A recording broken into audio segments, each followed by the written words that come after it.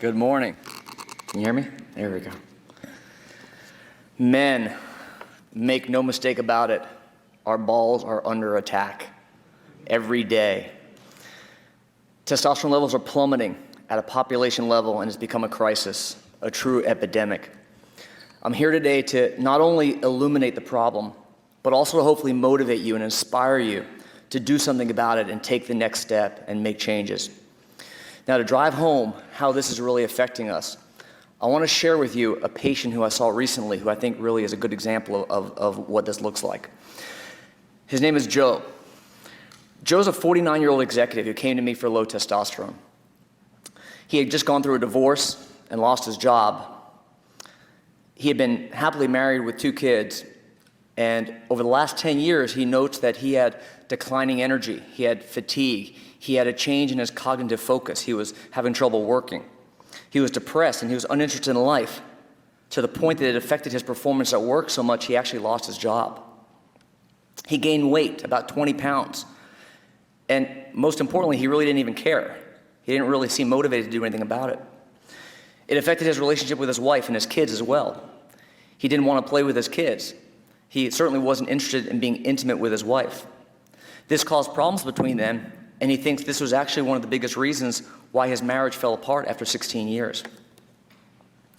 He told me how his entire personality and mood changed, and how he was no longer the man he used to be. As he sat there in the office in front of me, I was struck by how defeated he looked. I checked some labs on him. His testosterone was 280. 49-year-old guy with a testosterone of 280. His free testosterone was 30, which are both obviously very low. So this is a common story. I see this guy, a guy like Joe, in my office every day. Even guys in their 20s and 30s and 40s, just like Joe with low testosterone. Low testosterone is not just about libido or sexual performance or building muscle. It's about a guy's life. It's about his quality of life. It's about his cognitive focus, his energy, his vitality. It's about his cardiovascular health, his bone density, his muscle mass, his longevity.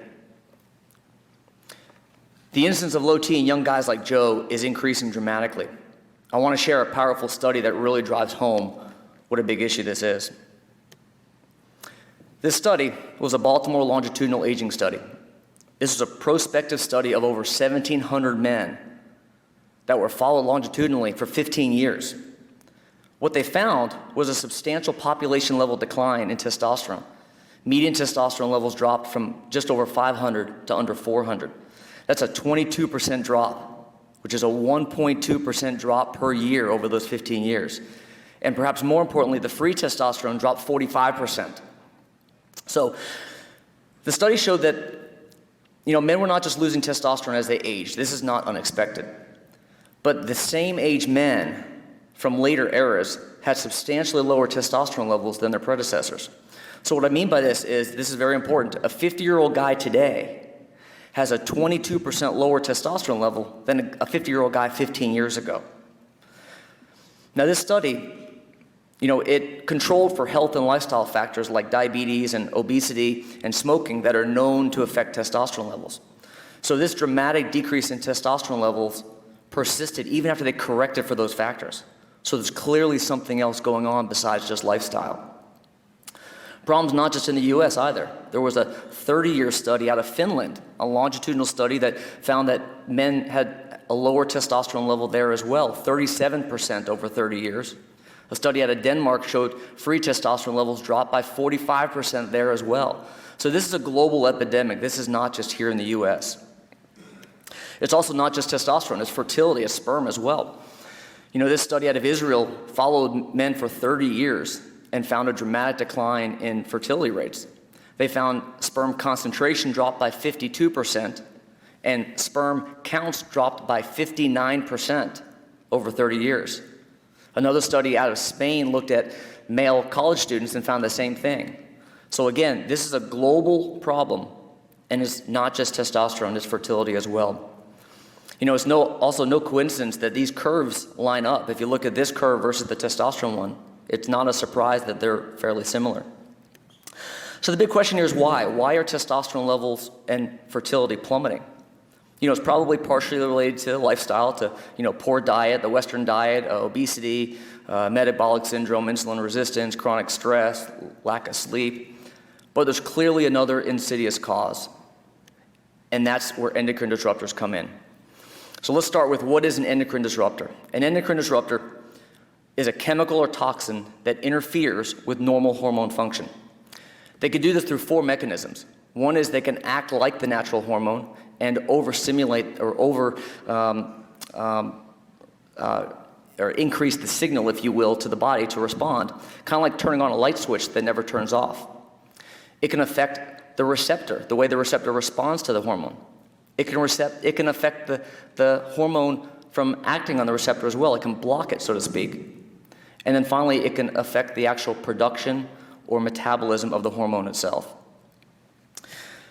Now, today I'm obviously going to focus on the effects of endocrine disruptors on testosterone as well as fertility, but I should briefly emphasize that there are numerous other physiologic effects from these exposures as well, including obesity, cancers such as thyroid, breast, and prostate cancers, insulin resistance and diabetes, depression, immune dysfunction, and other developmental abnormalities. So where are endocrine disruptors? Well, unfortunately, they're everywhere. We see them in our pesticides, herbicides, and fungicides that are sprayed on the crops of the food that we eat. It's in the food coloring of the foods we eat. It's in our personal care items like fragrances and cosmetics and sunscreen and cologne and cleaning products and lawn care products. It's in industrial products like flame retardants and adhesives and detergents and in our cars. It's in plastics like plastic food containers, plastic water bottles we'll talk about in a moment, electronics. It's in pharmaceuticals, IV tubing, anesthesia tubing. It's in furniture, it's in clothing. It's ubiquitous, it's everywhere.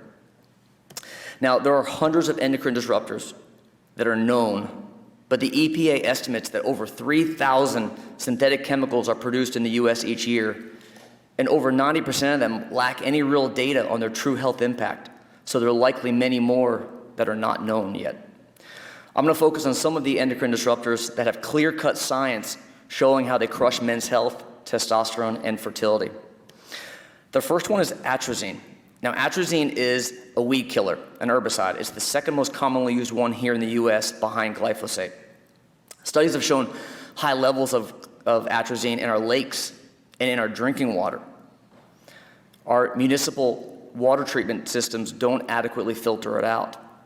Now, what's the problem with atrazine?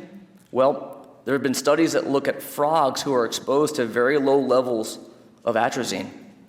And male frogs have been turned into female frogs.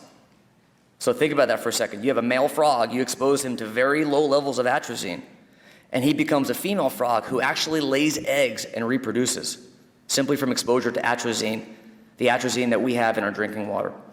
It's important to note that those frogs were exposed to only 200 nanograms per liter of atrazine, 200.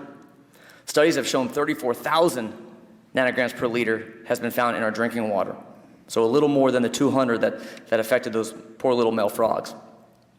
Now, Europe banned atrazine in 2004, but the EPA here in the US unfortunately has turned a blind eye, and it's still legal here. The next one is BPA. BPA is one of the most commonly known and discussed endocrine disruptors. BPA is bisphenol A. Does anyone know here how many water bottles we use globally? Anyone have an idea? We go through 1 million water bottles a minute globally. 1 million water bottles a minute. And most of those are not recycled. So major problem with BPA. BPA is also in baby bottles, as in plastic food containers, in plastic utensils. It's in the lining of the cans of food products. The BPA is slowly leaching into our food and water from these products. It's also found in the coating of thermal paper receipts, and we're absorbing that through our skin.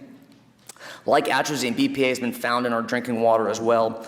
One study showed 93% of us have detectable levels of BPA in our urine, 93%. Studies have shown a dramatic effect of BPA on our testosterone. There was a great study out of Paris where they looked at male human fetuses. Now, these fetuses were between 5 and 11 weeks gestation that were about to be aborted, but they actually took the Leydig cell tissue from their testicles before abortion. They bathed them in BPA in various concentrations, and they followed testosterone production from these Leydig cell tissues. What they found was in just 3 days, 3 days of BPA exposure, these Leydig cells produced 50% less testosterone.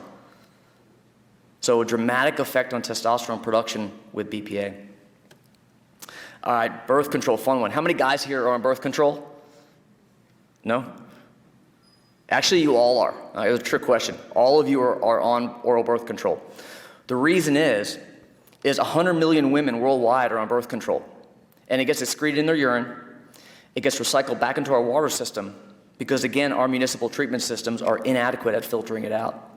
You know, estradiol, the main component of oral birth control, is a very tough, resilient molecule, and it doesn't break down easily. It has a prolonged effect, kind of like that light switch example I was telling you, where the light switch turns on and it never gets turned off.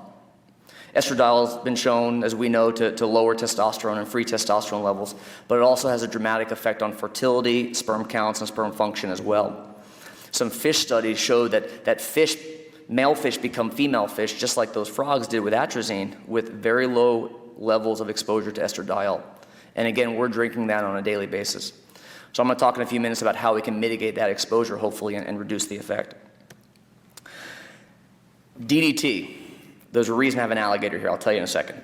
So DDT is an insecticide. It was banned here in the U.S. in 1972 because it was found to cause cancer. And it's been banned in most parts of the world, but it's actually still used in Africa to fight mosquitoes to prevent malaria. There's still a fair amount of DDT residue here in the US, especially in Florida. So a great study at the University of Florida, where I actually did my urology training, they looked at DDT effects on alligators. Now, Lake Apopka, which is a lake just near Gainesville, Florida, next to University of Florida, it's known that there was a large chemical spill in 1980. So it's known that there are large quantities of DDT in this lake.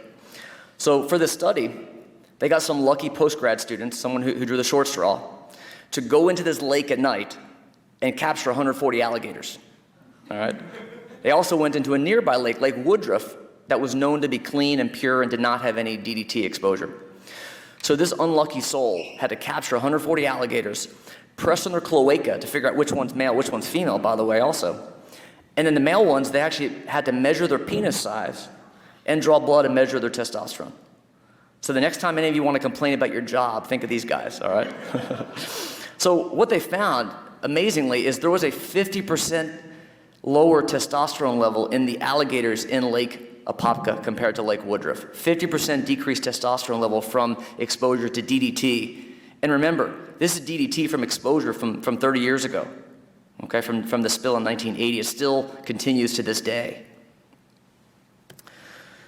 Phthalates. Phthalates is probably the most potentially disruptive one I'm going to talk about today. The problem with phthalates is they're everywhere.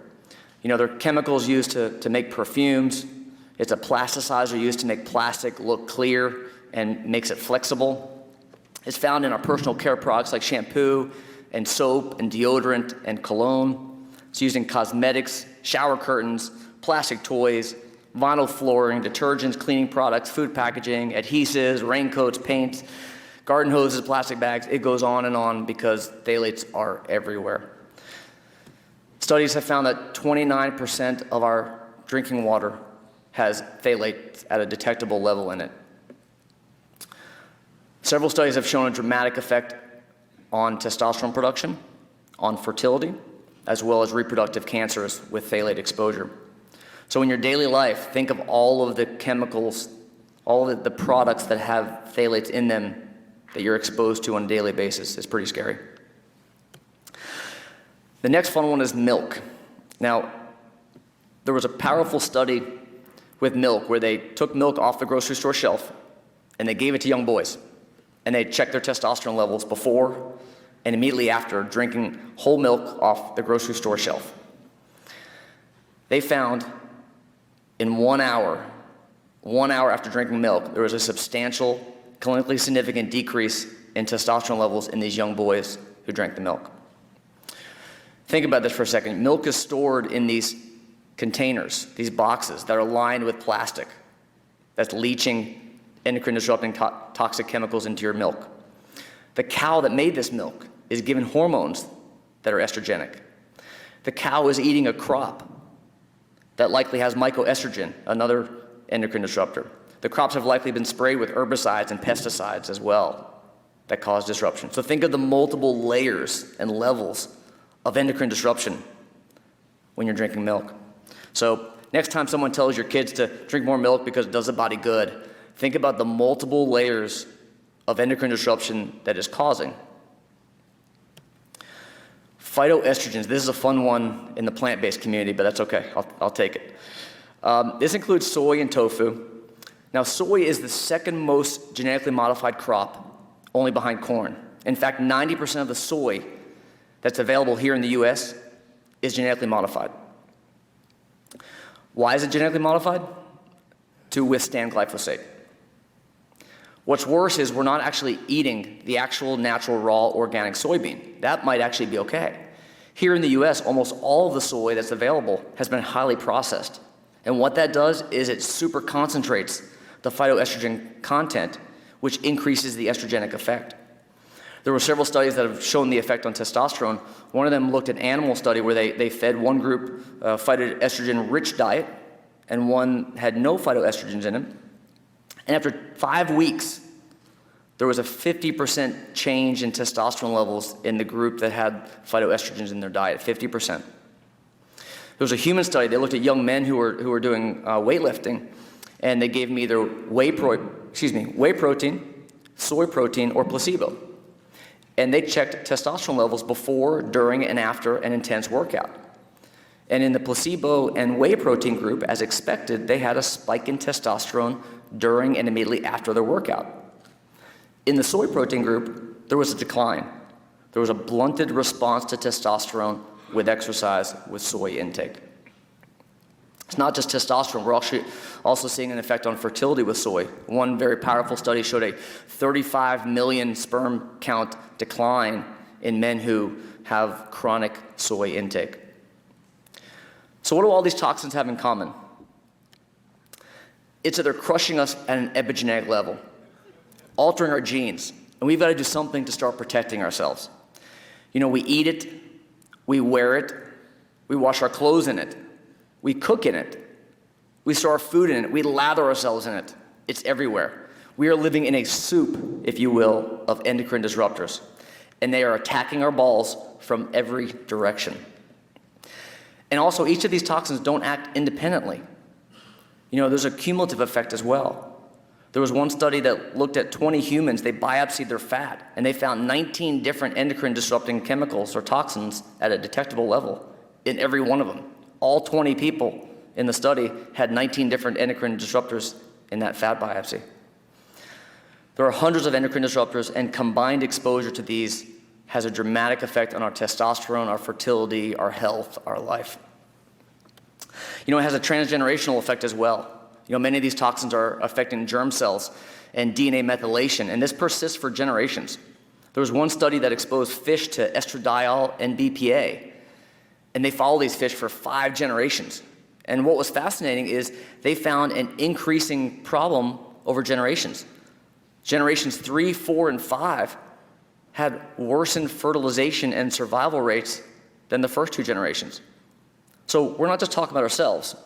It's our children, our grandchildren, and so on.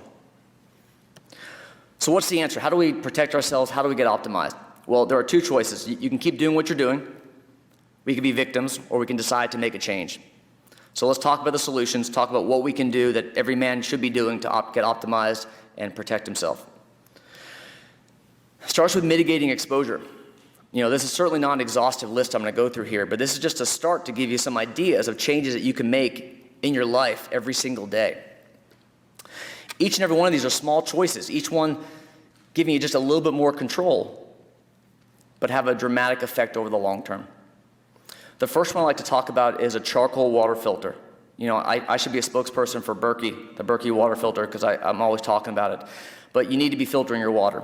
And reverse osmosis does not get rid of endocrine disrupting toxins. You need a charcoal filter as well. Berkey's a great one. There are a bunch of other ones out there. You need to be drinking only from filtered water. You need to be using a stainless steel water bottle as well. So like This is my water and coffee cup right here, stainless steel. You need to be eliminating highly processed foods.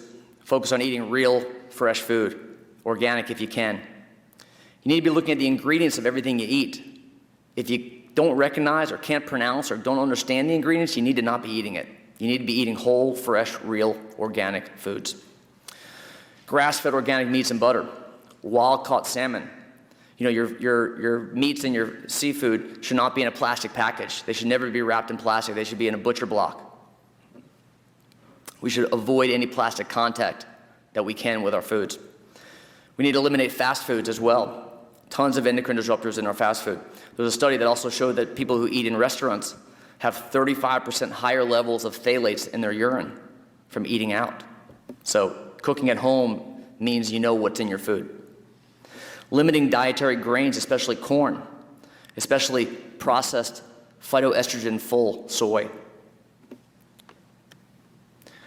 We want to eliminate all plastics that have any contact with our food or drink, especially if we're storing foods, especially if we're microwaving our foods, cooking our foods.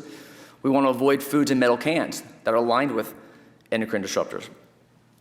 Plastic cups, plates, utensils that are in contact with especially hot foods is a problem as well. Good cleaning products, laundry detergent, dryer sheets. I'm going to talk about that in a second. How do you figure that out? We want to be really careful about anything that we're putting on our body because we are absorbing those toxins every day.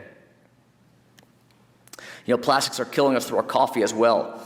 So when you're drinking coffee, think about that plastic cup that it's in, and instead, stainless steel. Those K-cups, plastic. Your coffee is bathing in endocrine disruptors, especially as you're brewing it. Eliminating fragrances from all your personal care products. That's a big source of phthalates. You know, these candles, these scented candles that are a big deal now. Think of the phthalates that are emanating from those as you're breathing them in. You want good quality personal care products, including deodorant, shampoo, soap, sunscreen. I'm going to show you how you do that. These are two great apps that I like. Think Dirty is one, and the other is Healthy Living. And Healthy Living is made by the Environmental Working Group, and I love that one. I use it all the time. What you can do is when you're shopping, you can take this app on your phone and you can scan the barcode of any product that you're looking at, and it will tell you the toxic ingredients in that product. So you can choose products carefully and know which ones are free of endocrine disrupting toxins. Every one of these things are choices. One little thing, one little change that you can make on a daily basis that over time, when put together, can have a dramatic effect on your testosterone levels. So these are all changes that everyone should be making, but we can go one step further. You know, we now have tools available to take a personalized approach with what we call cutting-edge precision medicine. This is where I say you have to know your genes, because your unique genetics allow us to identify how your body responds to toxin exposure and find blind spots. We can understand the efficiency of your detox pathways. We can understand if you're at risk for significant inflammation from your body's response to these toxins. And we can learn how to protect you at an epigenetic level, much more so than simply mitigating exposures. So I work with guys directly. I help them understand specifically what their genetic blueprint is, what it looks like, and how they can use that to optimize their health, which certainly includes endocrine disrupting chemical exposure. Now, Dr. Wood, it's a great talk yesterday, and I just want to briefly comment on that because I think it's important that we have an open dialogue about this, that there's a discussion of genetic data and how it's fairly useless. And I have to partially agree. This is partially true. You see, the human system is complex, it's dynamic, it's adaptable, it's rarely predictable. You know, there's a concept that researchers aren't able to necessarily always recognize unless you're actually dealing with it clinically, unless you're working with clients, with patients. You know, genetics is a great additional piece of data. It's a tool that could be added to the complex evaluation and management of human system. And, you know, yes, it's about probabilities. It's not absolute. I like to say that one gene does not equal one outcome. And that's why a lot of these direct-to-consumer products are fairly worthless, we'll agree, because it takes context. The key part here is you have to understand the genetics, you have to understand the client, and there's epigenetics, which means that your genetics are just a starting point, and your lifestyle and your exposures affect the expression. And so we need to understand that there's context, and we're not robots. We're constantly adapting. We have a genetic hardware that's the platform that we're operating on, but it's certainly not the end all. It's not your destiny, and that's epigenetics. So back to Joe, the patient I told you about in the very beginning. We worked on his exposures. I worked with him closely to identify every toxin that he's exposed to on a daily basis, and we worked through coaching on eliminating those exposures. And we worked a lot on his diet and his lifestyle as well. I ran his genetic blueprint, and I found that there were several genes related to his detox pathways, related to endocrine toxin exposure, and we worked on that. That's a personalized approach. That's precision medicine. That's a tool that's in our toolbox now that we should be using to provide a personalized approach to these guys. Joe's testosterone level came up dramatically over the 6 months after that initial visit. He never required testosterone injections. We were able to get his levels up to almost 600 with simply lifestyle maneuvers and working on his exposures and working on his personalized genomic approach as well with various supplements to help increase his detox pathways. So we need to understand that this is happening at an epigenetic level. Our environment that we're exposed to on a daily basis is directly affecting our function. Not just in ourselves, but in our children and our children's children. Ancestral health is all about how our health challenges come from an evolutionary perspective. This is it, okay? That's what we're talking about here. This is evolution happening. Unfortunately, the EPA has known for years what's going on, and they've really done very little to address this problem. We need to have a stronger voice and insist on better regulation. If we don't make a drastic change, guys, in 30 years, the entire male population will be hypogonadal and sterile. As I hope you can tell, I'm incredibly passionate about this, about helping men optimize their health and performance and longevity and help them recognize their full limitless potential. And that includes optimizing their hormones by mitigating exposure to endocrine disrupting toxins, upregulating detox pathways, and leveraging their genetics to take a personalized approach. Hopefully this morning I've not only educated you and illuminated you, but hopefully motivated you to lock arms with me, get empowered, and take action. Thank you.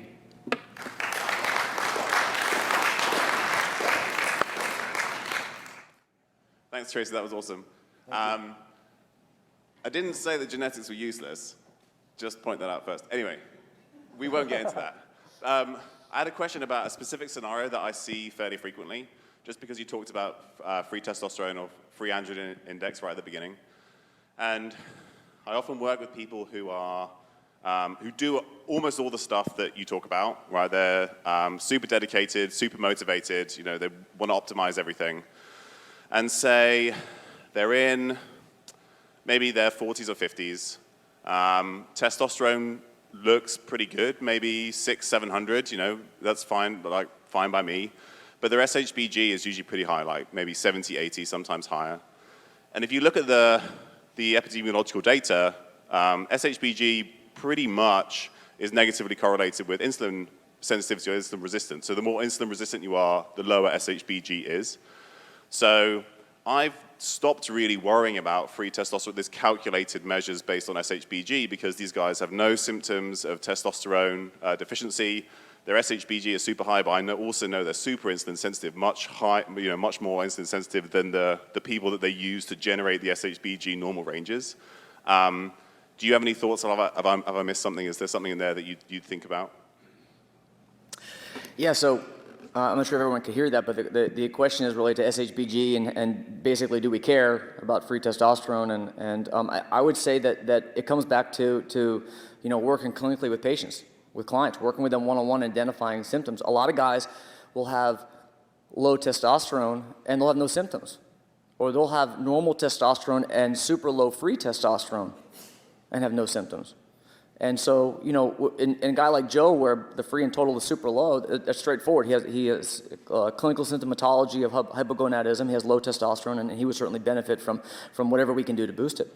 But a great question is, what do we do with a guy who has no symptoms? And I think that's a personalized, individualized question. I like using genomics, personalized medicine in that situation, because you can you could focus on other lifestyle factors. You could focus on different epigenetic maneuvers to help optimize other parts of their system. A big issue I see with these guys is sleep. Most guys with any questionable testosterone issues have terrible, terrible sleep.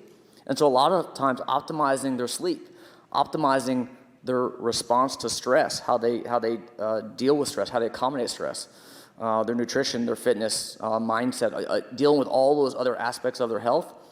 And then a lot of times, it comes down to them making a decision how they want to deal with that. So does that answer your question? No? I was just wondering, if you have good testosterone and SHBG is high, but everything else looks good, Yeah. you'll have a low normal free androgen index or free testosterone level, but no symptoms. So people get worried about that, but I've just stopped worrying about it because they're super insulin sensitive, which is probably driving up their SHBG. And so then, but there's no evidence of they're doing everything else. And then I was just wondering if I missed something.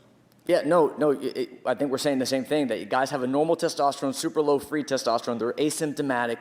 Do you do anything about it? And in general, no. The guy may want to do something about it, but I would not intentionally give him testosterone therapy or do something dramatic to that guy. Does that answer your question? Yeah. Okay. I can maybe add something about this, because I was going to ask you about SHBG as well. Can you hear me? Yes. I just can't hear. So when I see that kind of graph, and you showed a big discrepancy in the drop between the free and the free and total testosterone, to me that really signals SHBG, because that's a classic signal, and you see this in women's hormones as well. And so the thing with SHBG is that it's stimulated by estrogen, but it has a greater affinity for androgens. It's greater affinity, yeah. So I'm just kind of curious about like the account you've given of the mechanisms of endocrine disruption. I'm sorry. The account that you've given of the biochemical mechanisms of endocrine disruption being about lowering the testosterone, because my understanding is it's more about the binding of it and stopping it from. Okay. Let me answer. Sure. Yeah. So the question is the mechanism, and it's understood that it's through multiple mechanisms. One is it has an anti-androgenic effect. One is it blocks receptors. One is it actually affects SHBG, which is more of the free testosterone, if you will. And then I think it's more so than that. I think we're also probably looking at an effect on testosterone production itself. So that was that one slide where I talked about the 4 different mechanisms. I think it's probably at least 3 of those that these toxins are working through. Yeah. Are you aware of research on boron, the mineral boron lowering SHBG? Boron, okay. Yeah, take a look. Okay, thank you. So one of the things that I often like to look at is kind of what are the biggest levers and the 20% that makes the biggest difference. And you mentioned that lifestyle factors like diet and other lifestyle factors, you mentioned sleep and stress just a moment ago too, kind of a factor. As far as endocrine disruptors, how big a piece of are they the majority of the cause of the testosterone drop, do you think, or a small fraction or somewhere in between? Does that question make sense? Yes, the question is how much of an effect is endocrine disruptors versus lifestyle and other factors you're saying. I would submit that it's massive and it's the majority, and I'll tell you why. I see guys in my office every day in their 20s and 30s.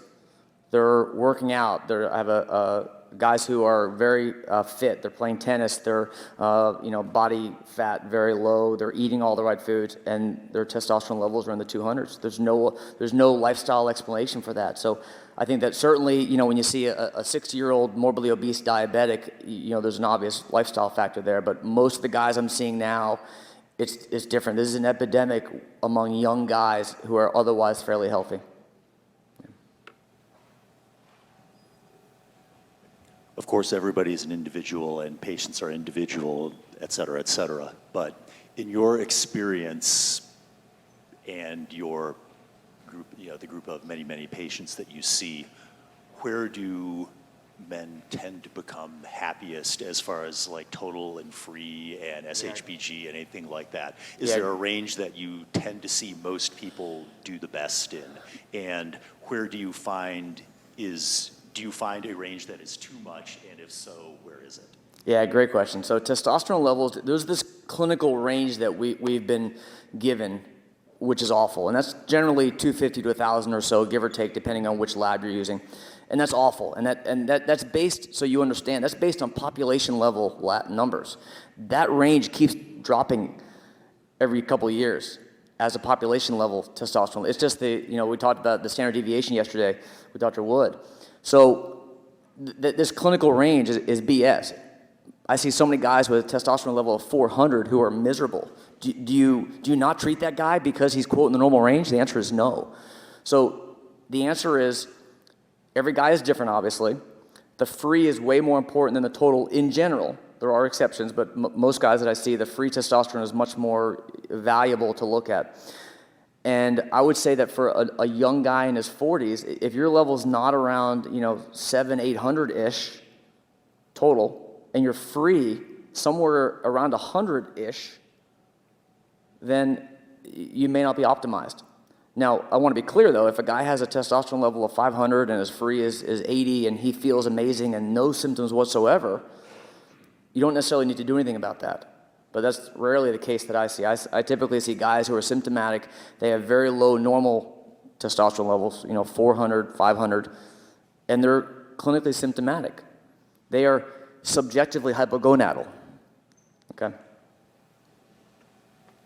Thank you for your talk, Dr. Gapin. Appreciate it.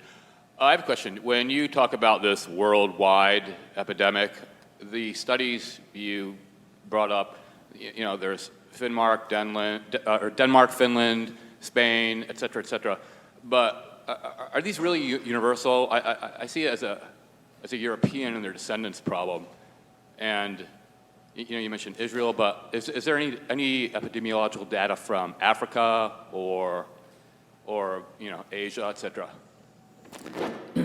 Yeah, there are studies looking at various parts of the world that show this effect. They found whales in the Arctic Ocean that had detectable levels of estradiol. They looked at lakes outside of Germany.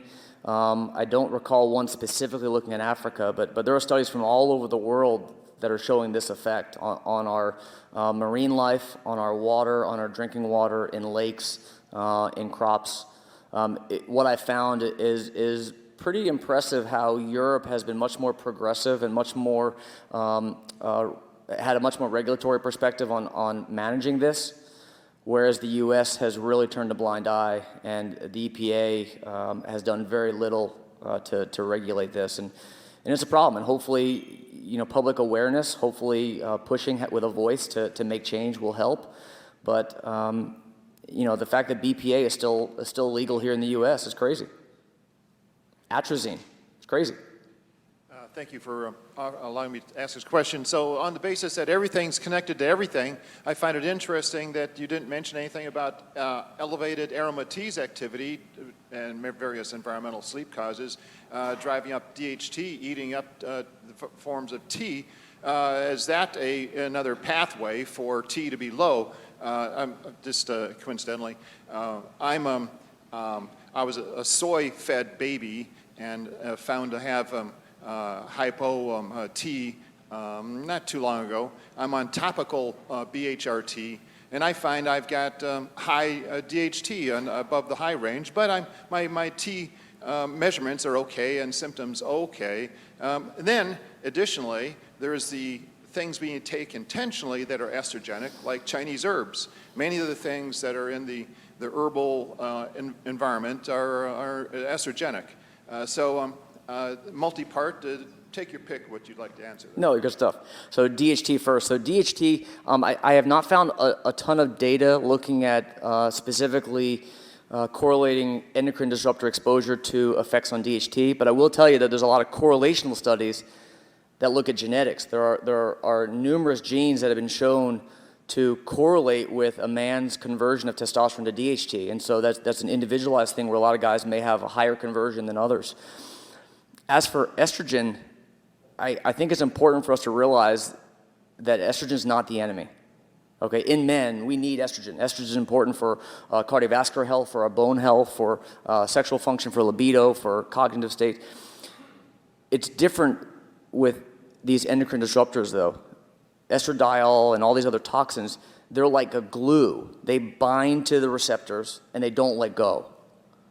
They cause a hyper-aggressive response. They block receptors. They don't act like normal estrogen in our bodies. And so the difference is with normal healthy estrogen and these toxins is the balance between testosterone and estrogen. And for men, we need a normal healthy balance between the two. With endocrine disruption, it completely alters that balance. Hi, I got here a couple minutes late, so I apologize if you covered this. Since the effects of these endocrine disruptors are extremely complex, they can act as agonists and antagonists and enzyme blockers and have a lot of regulatory effects. I'm wondering, when you're evaluating these men, if you're looking at gonadotropins to see how the body is perceiving the endogenous and hormonal environment, to see if they're up high or low in these men that are complaining about. Yeah, great question. And it's typically a mixed problem. So what I mean by that is, primary versus secondary hypogonadism. In most of these men, they have low testosterone, low free testosterone, and their LH and FSH will be super low as well. So their access is not responding appropriately. You would think that you would have higher levels of LH, FSH, but we're just not seeing that. So that could be from an estrogen agonist hitting the hypothalamus and registering as... Oh, yeah. Yeah, and again, this comes back to the fact that these disruptors are working through multiple different mechanisms to affect testosterone production and, not just pituitary stimulation, but testosterone production as well as at the receptor level. So I think it's at least 3 different levels where this is happening. Yeah, great question. Okay, thank you, everybody. We've gone a bit over time, but I'd love you to put your hands together again for Tracy Gapin. This is awesome. Thank you. Okay.